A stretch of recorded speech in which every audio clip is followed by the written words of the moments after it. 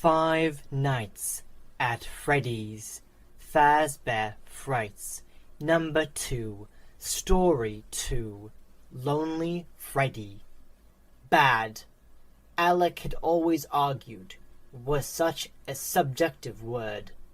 With its very definition, it was determined by someone else's baseline. It was a word that served one purpose, to judge. And Alec had been judged his entire life. His first memory was a decidedly terrible one. He was in preschool and bigger than the other kids. Recognizing this advantage at an early age, he found he could move to the front of any line with surprising ease. The other kids were glad to play the games he dictated, and he never had to look for a seat at the lunch table. It was only when his preschool teacher pulled him to the side on that first memorable day that Alec was made to understand that he was bad. "You're a bully," the teacher had said to him, a word he assumed was positive, and smiled when she offered it. Instead of patting him on the shoulder like his mom would do when he ate his whole meal, the teacher shrank away from him in horror. In fact, it was that precise expression on his preschool teacher's face that Alec remembered most of all. More than the way the blue plastic chairs in the classroom would stick to the backs of his legs in summertime. More than the way a fresh box of unused crayons smelled under his nose. More than the way the canned peaches they served as snacks slid around on his tongue amid the sticky syrup and a metallic aftertaste.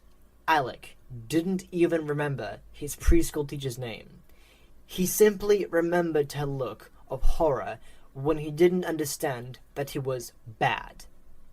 As he grew older, Alec came to realize that bad was defined by comparison. And that was mostly a workable construct for Alec. Until Hazel came along. Hazel, who was named after a beloved grandmother Alec had ever met. Hazel, whose fine blonde ringlets were twisted up in stiff bows. Hazel, who slept through the entire night with nary a fuss. Alec was named after no one. It was a compromise between the Alexander his mom had wanted and the Eric his dad had lobbied for. Alec's curls were unruly, tamed with water from the tap and a wooden-backed brush. Alec's nights were cleaved by nightmares and bouts of loud wakefulness. For the first 5 years of his life, Alec's behavior was more or less in constant search of the walls separating good from bad. After Hazel was born, Alec jumped the wall and landed in uncharted lands. He was not as easily tracked in this new space. He was bad sometimes, yes, but more often than not, he was boundless. He went undiscovered. It was in that space that good and bad didn't exist. If there was no one guiding him to the boundaries, if there was no one watching, behavior, if anything, was an afterthought. "Maybe don't single him out as often, Meg," Alec's Aunt Gigi would say. Kids respond so much better to positive reinforcement. Aunt Gigi had also suggested to Alec's mom in that same conversation that she switch to organic milk. The added hormones in regular dairy increased aggression in kids.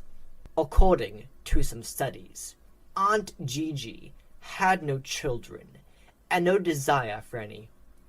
Alec's mom was often in the mood for advice, and her older sister was always happy to give it. "Gigi, it's not the milk," Alec's mom had argued. "They drink the same milk. And he's not aggressive. He's just, I don't know. He's in his own world. It's like the rules that apply to him. Well, then you know he'll be a leader when he's older. That's great. Aunt Gigi had posited. Yeah, Alec's mom had said. Maybe. I don't know. He doesn't seem to like other people much. He's 10, Meg. They hate everyone. Not everyone, his mom had argued. Look at Gavin. Who? Becca's son. That kid who's always smiling at everyone? That isn't a bad thing, his mom had said. No, it's a creepy thing, Aunt Gigi had said. Trust me, you don't want more little Gavins running around the world. That's the kind of kid you find standing over your bed one night, holding a butcher knife. No thanks. It was times like those that Alec wondered if he'd been born to the wrong sister, and Aunt Gigi was really his mom. But his turned-up nose and blonde hair, like hay, were dead ringers for his mom, no question. It was also times like these that Alec wished he wasn't so good at eavesdropping. His parents had both warned him about it many times, but inevitably he'd find himself perched at the top of the staircase, listening to the conversations no one really tried that hard to hide. It was almost like they wanted him to hear. Eavesdropping was how he'd found out about the plan. Alec probably should have seen it coming. The magical miracle month, otherwise known as the month that precious Hazel was born. Alec got a day, the 18th day of August to be precise. That was his special day when his parents pretended he wasn't a problem. But Hazel? Hazel got a full 30 days of adoration. Someone's got a special day coming up in 2 weeks, his dad would say.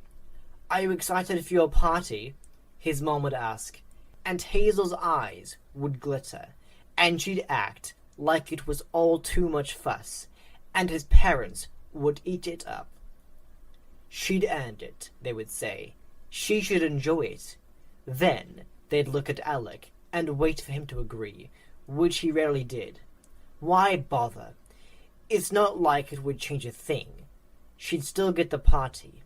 Maybe it would have been decent of him to be nice to Hazel once in a while, but Alec just couldn't see giving his parents the satisfaction. So when he overheard his parents discussing the plan, he was frankly surprised it had taken them this long to come up with it. They must have been behind on their reading. It's in Chapter 5. Have you gotten to Chapter 5 yet? Alec's mom asked his dad across the kitchen table where they stirred their decaf coffee that night. I thought Chapter 5 talked about letting the child choose his own road, his dad said. That tone of exasperation in his voice was becoming more of a regular thing. No. That's from The Glowing Child, corrected his mom. I'm talking about the plan when Alec buried his mom's wedding ring in the soil to see if it would grow more diamonds. The camping trip devolved into a sort of Lord of the Flies situation after Hazel got a mosquito stuck up her nose, and Alec may or may not have convinced her that it would lay eggs in a nasal passage. The trip really didn't have a chance after that. Honestly, Meg, the more we read, the more I'm convinced that none of these so-called doctors know what the heck they're talking about, his dad said. But Alec's mom was not to be deterred. Well, Ian, what's the alternative? Do we give up? That wasn't the first time Alec had had a conversation like this one. It seemed to happen in the spaces between every other book that his parents would read to try to understand why their son was just so different than them. It wasn't the first time Alec had heard this sort of conversation, and yet it would form the same hard stone in his stomach every single time. Because no matter how many books they read, or gardens they made him plant, or organic milk they poured down his throat, the one thing they never tried was talking to him. Of course we don't give up, his dad said to his mom whipping his little teaspoon around the sides of the coffee mug until Alec imagined it forming a little decaf whirlpool against the ceramic. "Just ask me," Alec whispered. And for just a second, for once in all of his 15 years, his parents were both silent. And he thought maybe they'd heard him. Just ask me what's the matter. If they'd ask, he might have said, "I'm not like you, and I'm not like Hazel, and that should be okay." But his parents simply went on talking. "You just need to skip ahead to chapter 5, his mom said. "Can't we just skip ahead to the part where you tell me what we're supposed to be doing?" his dad said. "Just read the chapter, Ian. The party's next weekend, and I really think we need to lay some groundwork before Saturday." His dad sighed so heavily. Alec could hear it from the stairs, which is how he knew that his dad would once again read a useless book about some useless method for helping them to understand their enigma of a child. It was the same every time, and because his parents always stashed their collection of parenting books in some super secret location, Alec had never been able to discover, from a disadvantage like always, watching the plan and chapter 5's contents unfold over the course of the next week. Upstairs, in the Jack and Jill bathroom that separated Alec's room from Hazel's, he stared in the mirror and tried to see himself the way his parents did. They saw the same blonde hair, the same light green eyes, the same jaw set in rigid determination to never hang open in amazement, to never break into an unexpected smile. Alec was nothing if not deliberate. It was only Hazel who occasionally took him by surprise. "Are you okay?" she asked from her doorway, and he fixed his face in annoyance.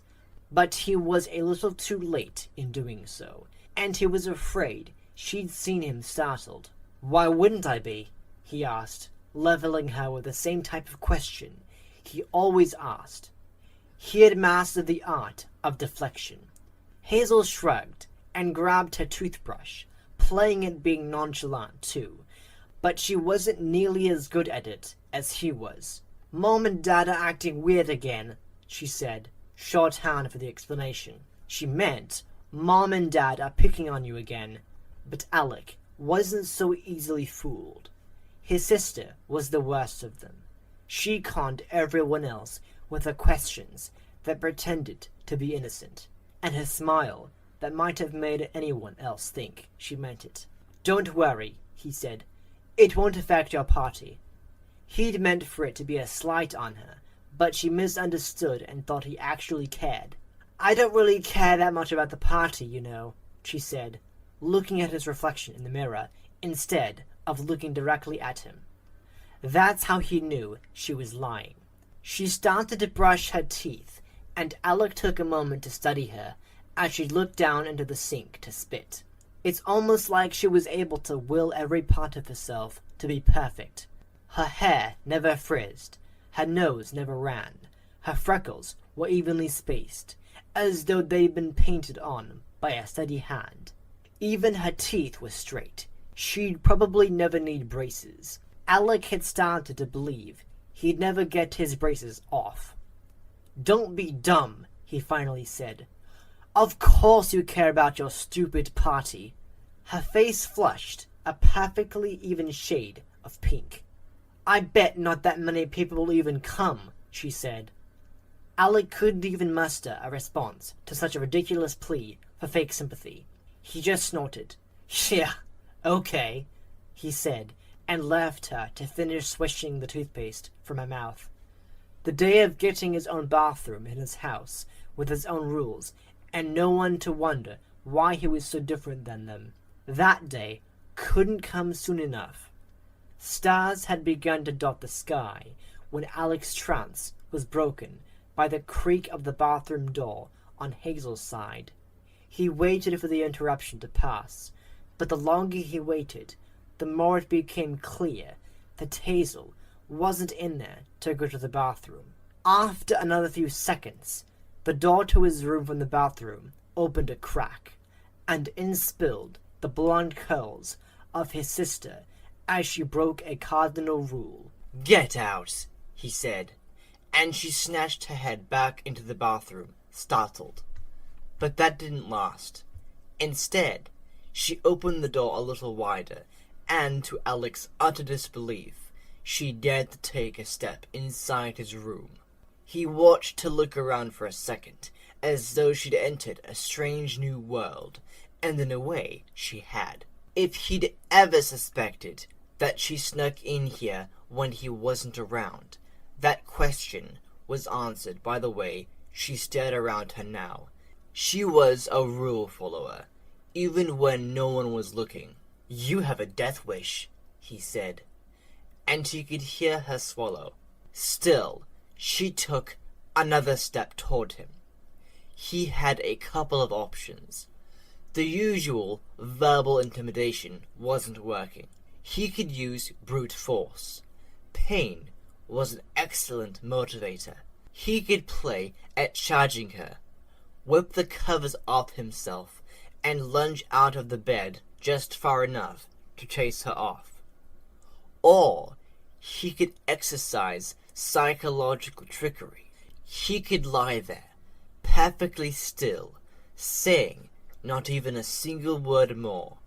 He could watch her as closely as he was watching her now, wait for her to get close, to achieve whatever insane goal she must have for coming in here, and defying all logic, and watch her courage falter the deeper she ventured into his room.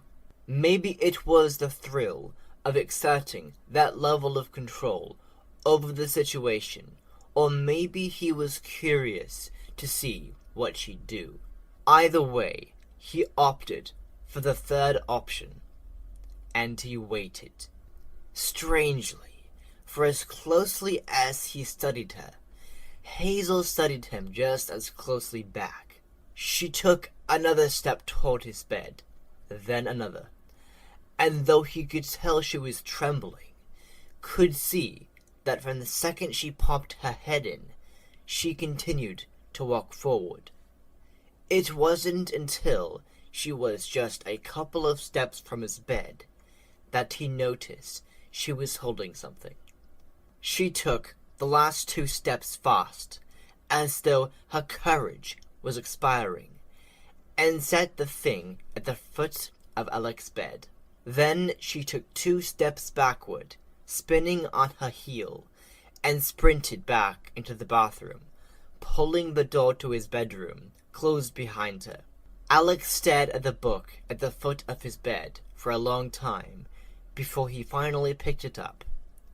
It was green, with bold white lettering, the title precisely centered and slightly raised from the jacket. It was flagged with a bright pink sticky note right at the start of Chapter 5. And when he opened it, written in the fine pencil script of his mother's careful hand, were notes for his dad and her to follow in the days leading up to Golden Hazel's party, defying their parents, defying all logic and rules and self-interest. Hazel had stolen the plan planner from their parents' secret library while they slept, and she had shared it with him. Alex's heart raced as he read through the carefully prescribed steps of Chapter 5, the method that promised to turn their bad child good and achieve the familiar harmony his parents had read over and over was achievable.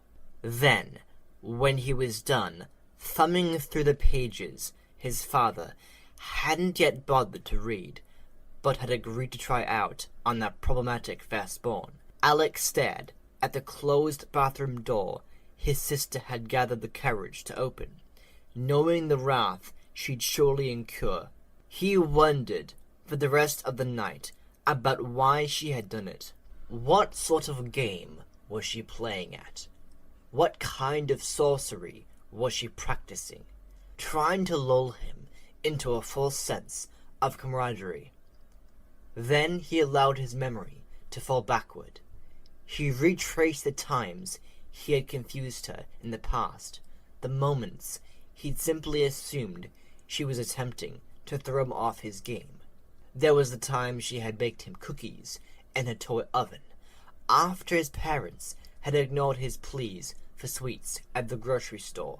There was that one moment during the doomed camping trip when she'd laughed at the unintentional joke he'd made, even as she clawed desperately at her nose for the rogue mosquito. There was that one Mother's Day when she'd added his name to the card because he'd forgotten. Alex stared out his window for the rest of the night, until the dotted stars gave way to the blue dawn before sunrise. It was too tempting to believe that his sister had brought him the book because an alliance had suddenly seemed like a good idea. 10 years of watching the uncanny spells she could cast on his parents and the rest of the world had taught him she wasn't to be so easily trusted. No, he thought as night crept into day, this is just another trick. She'd been able to fool everyone else but him up to this point. A phony peace offering wasn't about to trick him into thinking she was suddenly on his side. Still, it unsettled him a little that he didn't know what exactly she was up to. There was really only one way to solve that mystery. "I'll play along," he whispered to himself. "She'll show her cards eventually." "You're making it too complicated," Hazel said. It seemed she was taking to this new alliance with surprising comfort. They were sitting by the pool in the backyard, their feet dangling in the chlorinated water as the sun beat against their backs. Alec didn't need a mirror to know his neck was starting to glow pink. "What are you talking about? It's the perfect plan," he said. Alec was in such a habit of coldly dismissing his sister. It was exceptionally difficult to pretend to take her seriously. But if he was going to discover whatever trap it was she was trying to lure him into, he had to be convincing.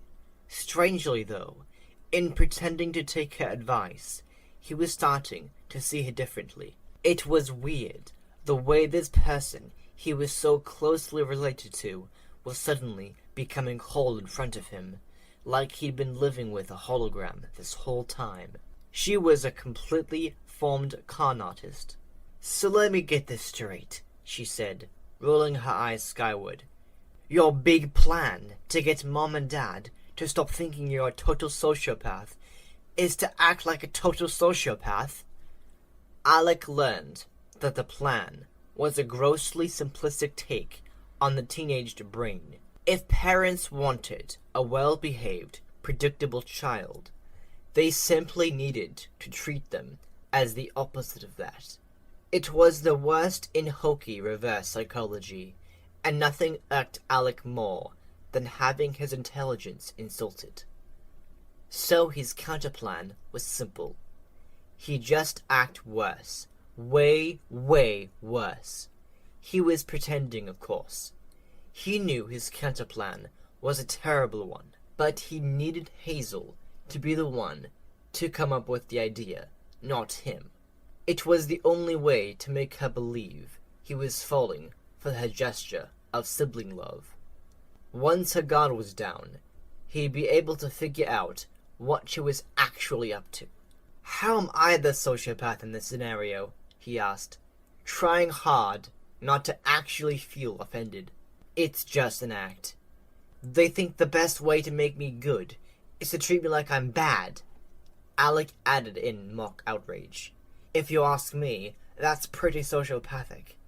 Now he was fake arguing that fake acting bad was the best way to counteract his parents' fake anger at his real bad behavior. It was all getting very meta. Alec could feel a headache forming behind his eyes. "Look," said Hazel, suddenly sounding older than her almost 10 years. Don't take this the wrong way, but you've sort of been losing your touch. My touch, Alex said, putting his hand on the hottest part of his neck to try and shield it. Only yesterday, Hazel would have been terrified to be this blunt with him. Maybe he really was losing his knack for intimidation. You used to be pretty good at hiding it, she said, and she looked hard at him, so he knew she was waiting for him to catch on. When he didn't answer, she sighed and said, You used to get away with a lot more. How's that my fault? He said, not really liking the way he sounded pouty. If anything, it's your fault. She blinked at him slowly. They only started to think I was the bad one when they figured out you were the good one. Hazel looked back down at the water, and this time he thought maybe he saw something of the old Hazel, the one who seemed to tiptoe around him with an apology on her lips, like it was a lost cause to think they'd ever be friends.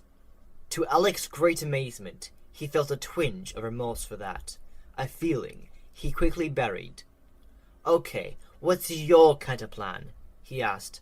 Her solution was too simple. Be good, she said. Alec laughed.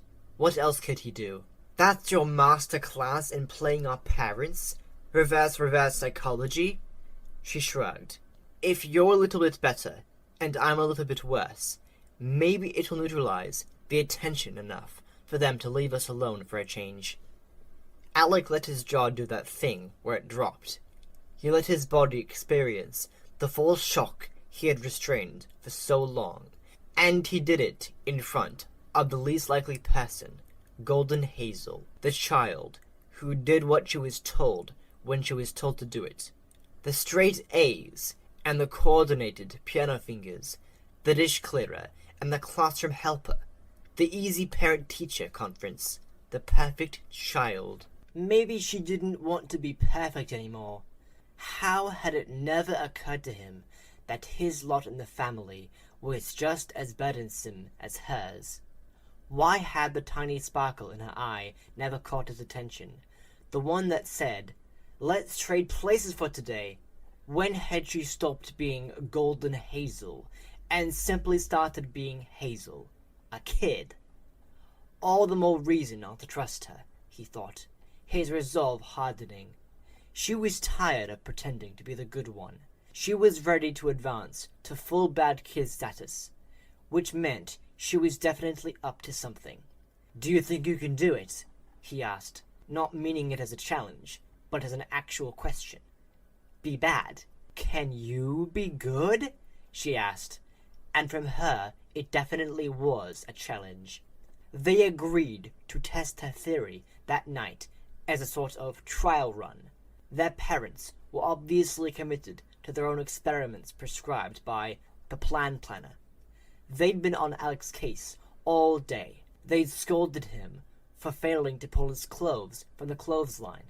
They'd admonished him for playing video games before completing his homework, even though it was spring break. They'd even lectured him on the importance of flossing, a strange battle to pick after a spotless checkup during his most recent dental cleaning. By the time dinner rolled around, Alex's face hurt from smiling. His neck was sore from nodding. His blood had boiled so many times that day, he was surprised he hadn't cooked from the inside out. He'd swallowed every scolding, never caving to the temptation of sassing his parents. And true to her word, at each confrontation throughout the day, Hazel had been there to take a portion of the burden away from Alec. She'd chosen that morning to show their mom the less than stellar grade on her spelling test from the previous week. She'd accidentally dropped her dad's shirts in the mud when she pulled them from the clothesline. And in response to the great flossing debate of Monday afternoon, she'd marked a first for herself. Hazel mouthed off. "How many cavities did you have at your last checkup?" she muttered, within earshot of their mother. "Young lady, what's gotten into you today?" their mom said. And as Alec and Hazel rounded the corner to retreat to their separate bedrooms after dinner time, They tapped fingertips and hid their smiles. But as soon as Alec closed his own bedroom door, he reviewed every moment from the day to analyze his sister's actions. The way she jumped in too readily to deflect the scolding meant for him. The way she'd been so ready with a smart comeback to their mom. The time she winked conspiratorially at him at the dinner table. It was all just a little too perfect, this little show she was putting on for him. "You're not clever enough to play this game," he thought that night, before he went to bed. "You're in way over your head, sis." He had 5 years on her of playing the role of the bad seed. If she thought she was going to usurp that title, she was in for a rude awakening. The next day was more or less a repeat of the previous one, when their parents decried Alec's lack of manners at the breakfast table. Hazel burped.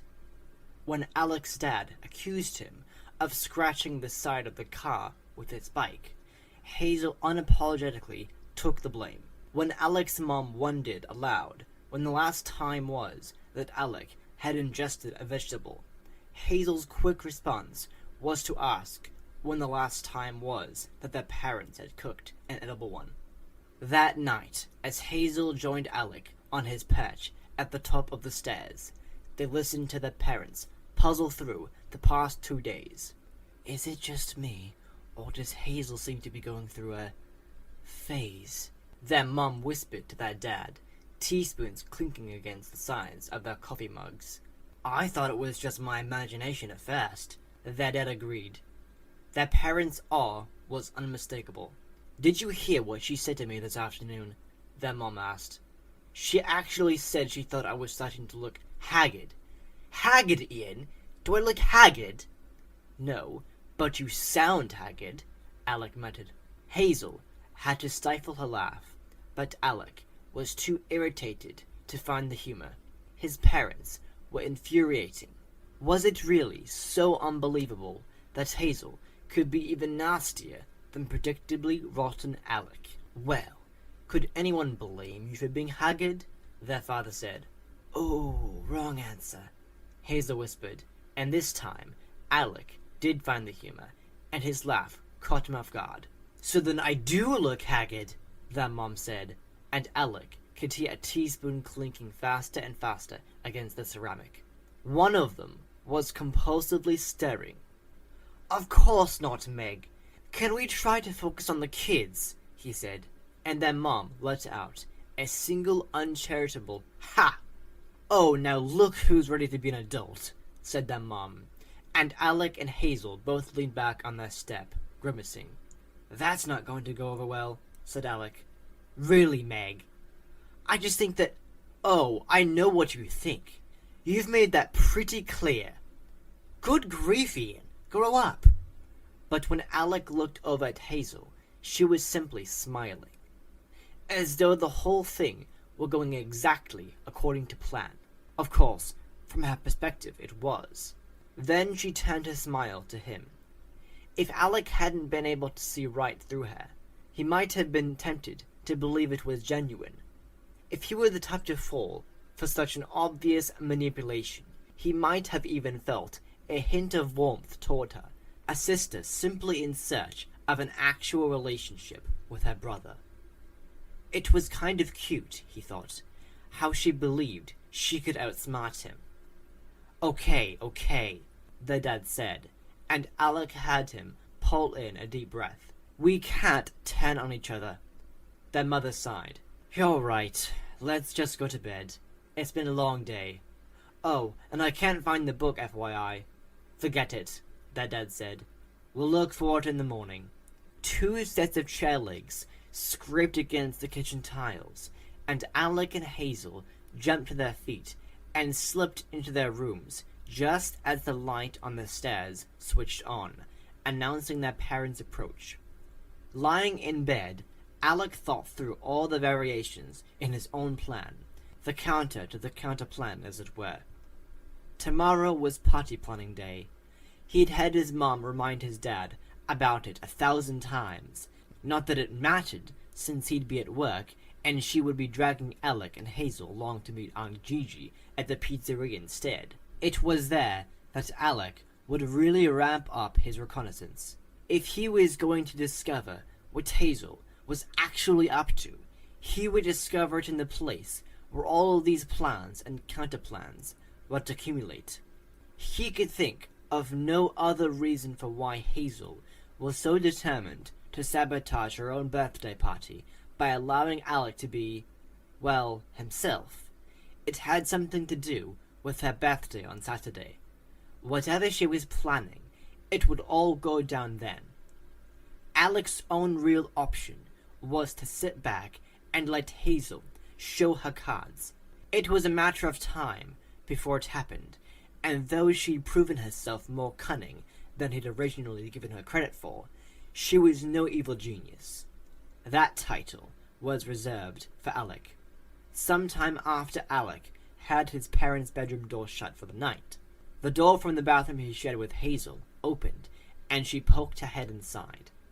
"Today was fun," she said, and Alec made a quick switch to his conspiring brother act. "Yeah," he said. "Nice job with the cooking dig," he said. "Thanks." Hazel laughed shyly. "Oh, please," Alec thought, but he managed to keep from rolling his eyes. "Hey, you don't think we're gonna, break them or anything, do you?" Hazel said. "Nah," he said. "They can handle it. Trust me. I've put them through a lot worse."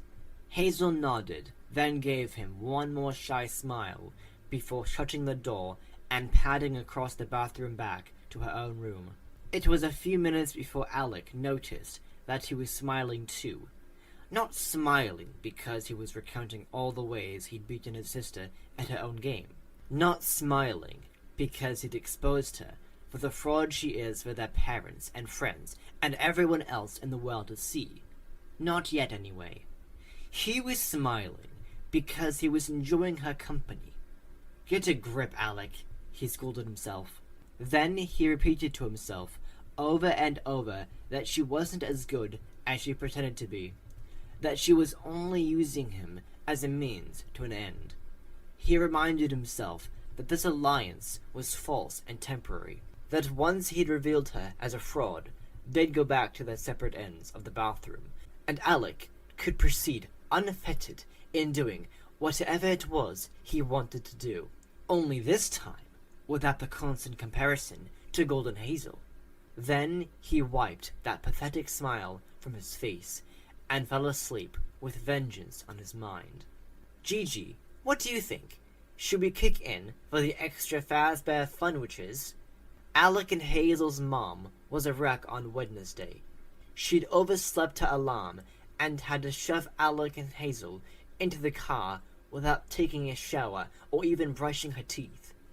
Her hair was jammed into submission under an old baseball cap, and the dark circles under her eyes made her look almost skeletal under the shadow of the hat brim. Hazel hadn't made it much better by asking her, in her most concerned voice, if she was coming down with something because she looked absolutely sickly, and Alec hadn't made it any better by being nice.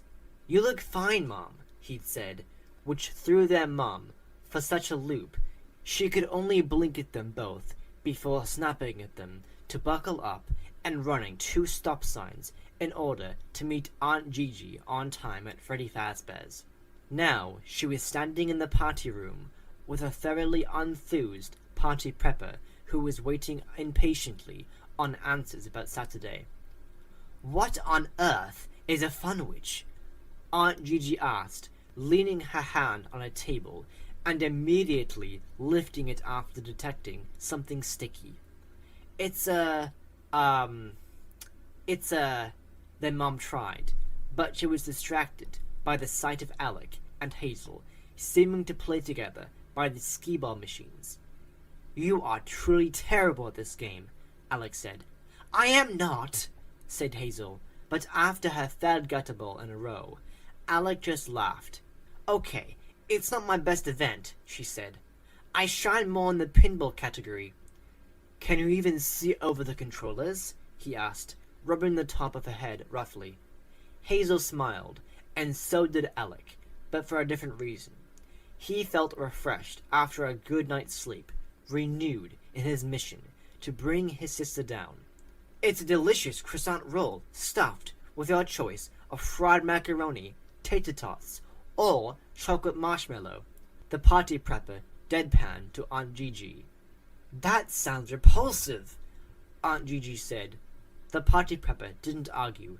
Yeah, but it's only $20 more, and honestly, I am just not sure if the super surprise party package comes with enough food. Their mom fretted, finally taking her gaze from the kids and returning to the task at hand. So that's a yes on the Fazbear Funwich platter with extra dipping sauces? Said the party prepper, by now having had just enough of this entire interaction. Yes, let's do it, said their mom, clearly relieved at having made the big decision. I have these coupons from the Paper for Foxy's Pirate Palooza special. Can I use those? While their mom and Aunt Gigi ironed out the last of the details, Alec and Hazel wandered the empty pizzeria out of earshot of their mom and aunt. So what's the big deal with this place anyway? Alec said, worried he was giving himself away. The deep, dark truth was that he'd always wanted his own birthday party at Freddy Fazbear's, but he'd never made enough friends to justify the expense of a big party. Instead, his parents had always thrown together a haphazard celebration at home and called it a pool party. But it was hard to ignore the reality that the only other kids there were all Hazel's friends she had been allowed to invite in order to fill out the crowd. Hazel shrugged, feigning nonchalance. I dunno. Liar, he said. You've had your birthday here for the last 4 years in a row. It was the perfect double psych-out. He'd goad her into telling him what was so important about her stupid party this year, and she'd just think he was trying to have a brotherly conversation with her.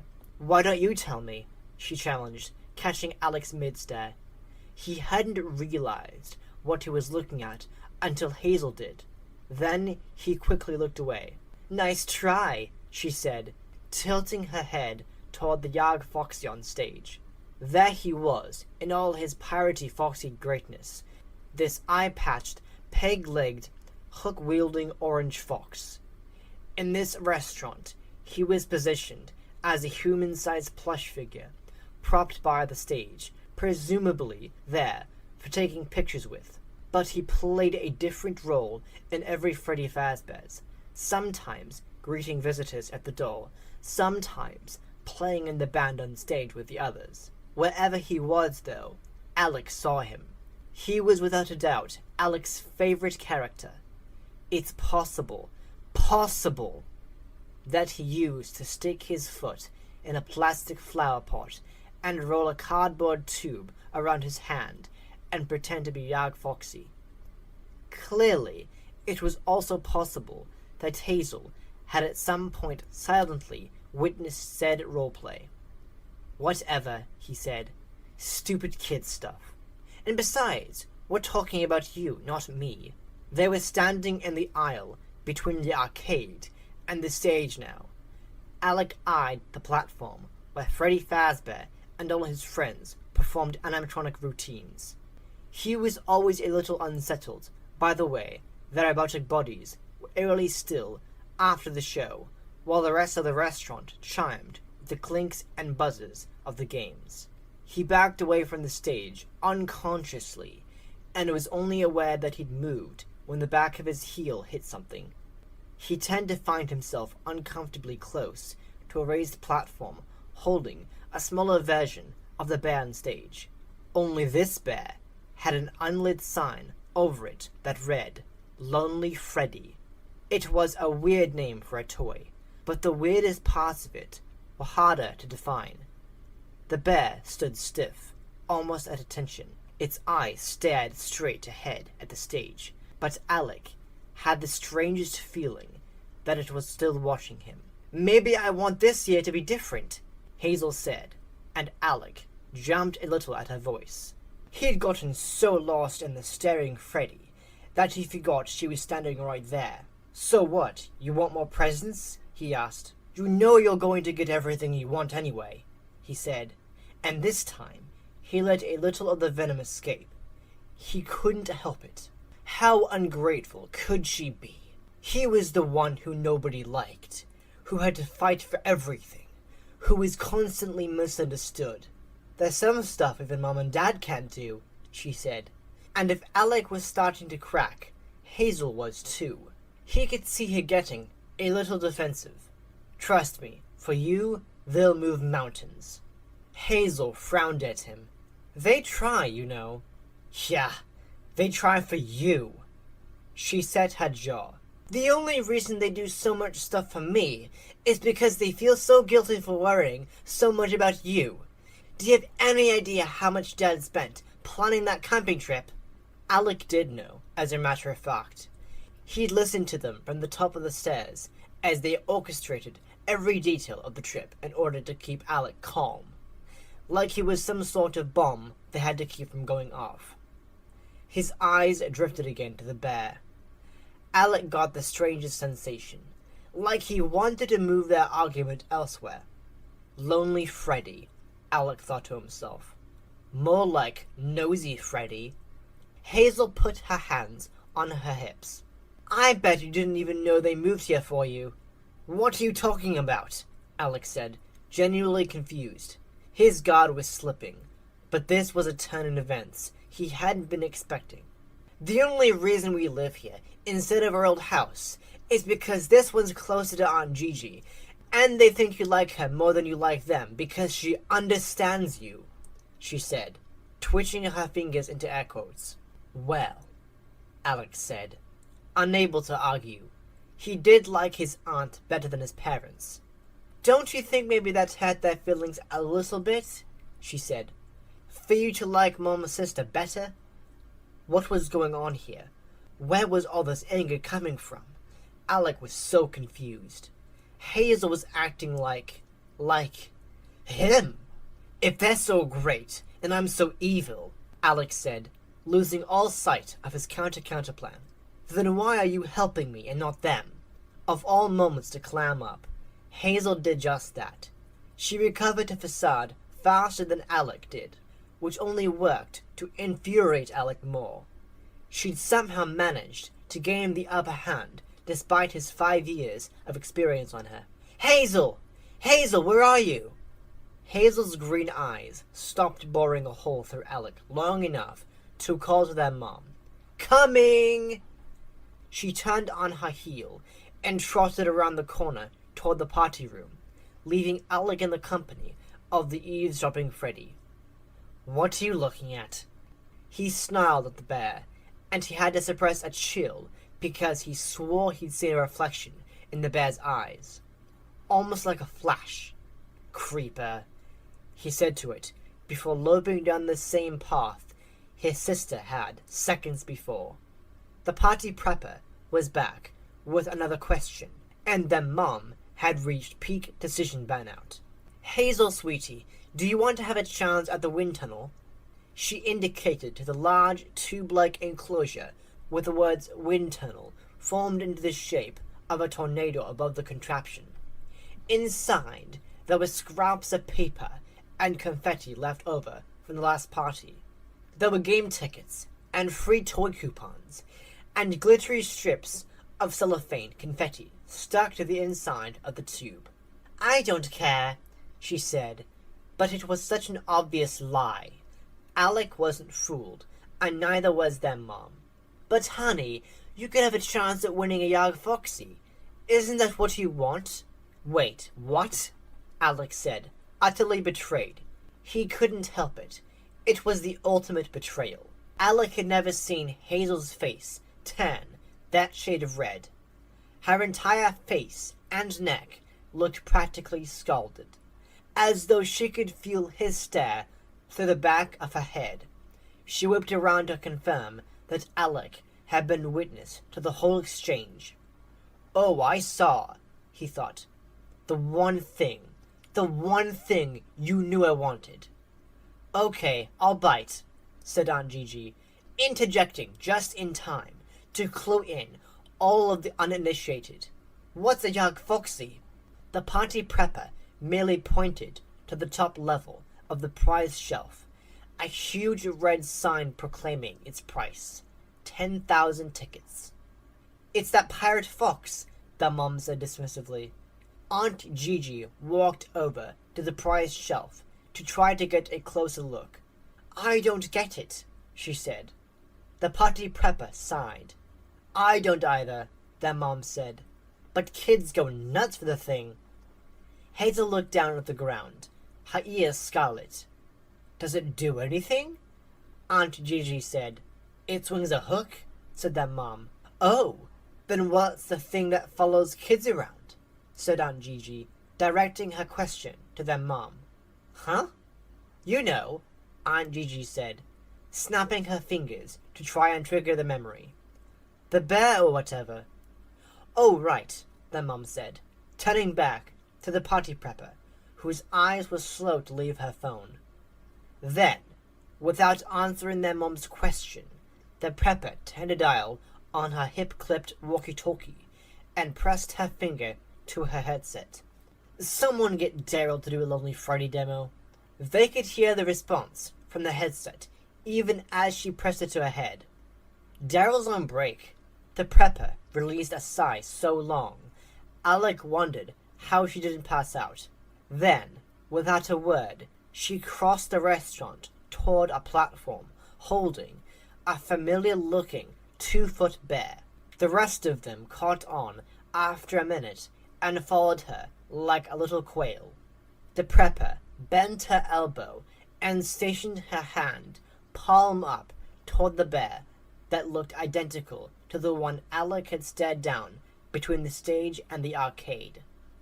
Same stock-straight posture. Same dead stare into the distance.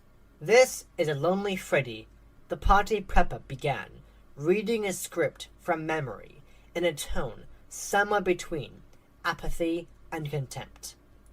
"At Freddy Fazbear's, we believe that no child should have to experience the wonder and delight of Freddy Fazbear's Family Pizzeria alone. Using patented technology and a touch of that Freddy Fazbear magic, your child can engage in a getting-to-know-you session with the bear. Freddy will learn all about your child's favorite things, just like a true friend." Aunt Gigi leaned close to their mom. "Is it just me, or does Lonely Freddy sound like the cure for the unwanted kid?" "Gigi!" "Meg, seriously, it's a mechanical last resort. As in, no one wants to play with this kid, so here's a machine that'll do it instead." The potty prepper, close enough to hear, lifted an eyebrow, but didn't argue. Alec coughed and muttered, "Losers." But it was such a terrible act. If there was ever a kid who would have been foisted into a Lonely Freddy at a birthday party, it would have been Alec. He might have known that if he'd ever been invited to one. For the safety of our children, we must ask that you refrain from climbing on, riding, or otherwise mistreating the Lonely Freddys.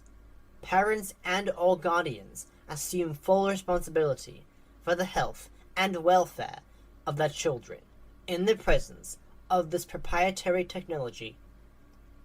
And with that, the potty prepper's script came to a close, and she walked back toward the potty room. The rest of them followed, the decision about the wind tunnel still left unmade. The Lonely Freddy detour had done nothing to resolve the question at hand, and they were trying the potty prepper's last ounce of already depleted patience. Aunt Gigi leaned into their mom and muttered, "Can't you just buy the fox and skip the drama? What if she doesn't get the winning coupon in that wind contraption?" Their mom looked frantic. "It's not the same as winning it." Hazel overheard that debate, and though Alec could tell she was trying to play it cool, Hazel's eyes kept darting back to the top shelf of the prize counter, where a brand new Yog Foxy sat in his box, ready to be taken home, underneath a bright red sign that said Win me in the wind tunnel. It was obvious she wanted the fox, so why was she pretending not to? Of course, all that mattered was that she wanted it. And when you don't get it, everyone's going to see you for the spoiled phony you are. Finally, Alec's counter plan was coming together. Hazel, you should do the wind tunnel, he said to her in a voice carefully calibrated to just the right volume to be heard by both her and his mom. Aunt Gigi cocked her head at Alec, then leaned back into their mom. Did you switch to the organic milk? Their mother pinched the bridge of her nose, like she did whenever she felt a migraine coming on, then turned to the party prepper. Just add the wind tunnel to the package, she said. Back at home, Alec and Hazel kept up their new routine, with Alec playing the hero and Hazel playing the villain. Their mom pointedly ordered Alec to keep away from the freshly mopped kitchen floor, and Hazel responded by trekking across the tiles with muddy shoes. Their mom asked Alec to sort the recycling, and Hazel instead dumped the bottles and newspapers directly into the household garbage dumpster. Hazel, what on earth has gotten into you? Their mom finally broke, and Aunt Gigi watched in wide-eyed wonder as Hazel responded. I have no idea what you're talking about, she said, then scampered upstairs and slammed her bedroom door shut. Alec took a seat on his usual step at the top of the stairs. It's like she's possessed, their mom said. It's like she's 10, Aunt Gigi said, and Alec had to laugh because Aunt Gigi had no idea she was helping their little act along. The more their parents thought they were crazy, the more they'd be tempted to finally do away with all the parenting books and remember that Alec wasn't a problem to be solved. Or in this case, he supposed, Hazel. It's like they've switched places, Gigi. It's creepy, their mom said. What's this? Aunt Gigi said, but Alec couldn't see what she was referring to from his place on the stairs. It's just this book, their mom said, the exhaustion in her voice, making it clear she'd lost her faith in the planner. Meg, you know I think it's great how you and Ian are always working to make sure you don't raise a couple of serial killers. Thanks, Gigi, their mom said dryly. Glad to know our efforts are evident. I mean it. I think you guys are really good parents, said Aunt Gigi. I am sensing a but in there somewhere, their mom said. But don't you ever wonder if in all of your efforts to make them normal kids, whatever that means, if we've what? Their mom didn't sound so much defensive as petrified of the answer. Maybe you've made them what they are, Aunt Gigi said, pausing for a moment before adding, Hazel's the easy one. Alec is the hard one. It's like you put them on their own little islands.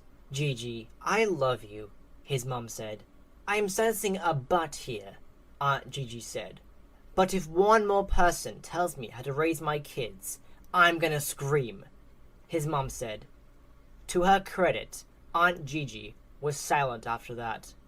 I just want us to be a family, an actual family, Alec's mom said, and he thought she'd never sounded more tired than she did right then. Congratulations, his Aunt Gigi said dryly. You are one. As Alec stood to sneak off to his room, he heard his mom laugh at Aunt Gigi's joke, though there was really nothing funny about it. Just like Hazel, Alec's mom had everything she wanted, but she still wanted more. She wanted the perfect kids with the perfect manners in the perfect house.